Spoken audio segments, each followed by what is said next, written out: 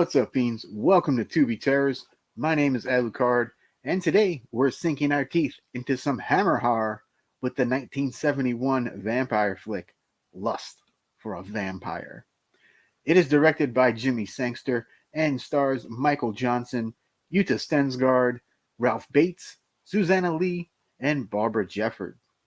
This is the second film in Hammer's Karnstein trilogy, but have no fear, all three films are standalones, so you can really watch them in any order. We start off with a buxom blonde being kidnapped by a hooded figure in a stagecoach. She's brought to be sacrificed to resurrect another buxom blonde. The year is 1830, and we arrive at a tavern where we meet occult author Richard Lestrange, who is warned by the barkeep about the Karnsteins being vampires, and they prey on young virgins. Luckily, he's neither. So Lestrange naturally ventures out to Karnstein Castle, where he is greeted by a trio of beauties and the bizarre Giles Barton, who's a teacher at the finishing school on property. Countess Harritson arrives at the school with her gorgeous niece, Mircalla, played by Yuta Stensgaard. Now we go back to the bar where Lestrange is enjoying libations. One of the female servers goes out behind the bar and gets bitten. Mircalla and her roommate Susan go skinny dipping and make out in the lake. Some pretty risque stuff for 1971. Lestrange weasels his way into teaching at the finishing school to get close to Mircalla. Meanwhile, Susan, the roommate, gets killed and her body is placed in a nearby well.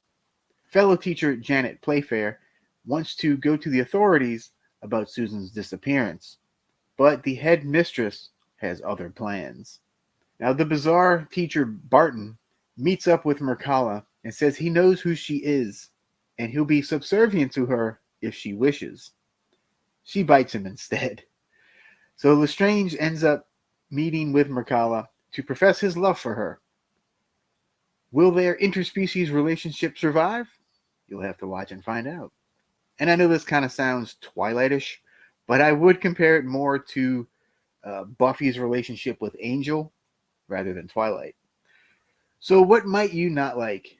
This is definitely a slow burn. So if you're into faster paced movies, that might turn you off a little bit. The story is a bit predictable, and it might be a little too dull for modern audiences. And the song during the love scene is pretty atrocious, and it kind of renders the scene completely unsexy. Now, on to what I did like. The ladies really kill it in this movie. The stunning Yuta Stensgaard as Mircalla, aka Carmilla, if you haven't figured it out by now, is great as the sexy vampire everyone's falling for. And Susanna Lee as the concerned teacher Janet Playfair is also extremely likable. Hammer films are known for their atmosphere, and this one has it in spades. The acting all around was pretty solid. I do wish Peter Cushing could have been involved, though, as I think he would have elevated the story a little bit.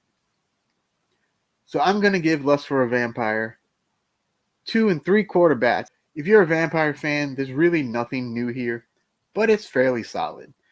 It's not as entertaining as the other films in the series, but it's still worth a watch. You can watch it right now on Shudder and, of course, on Tubi. Until next time, adios, Bella Lugosi.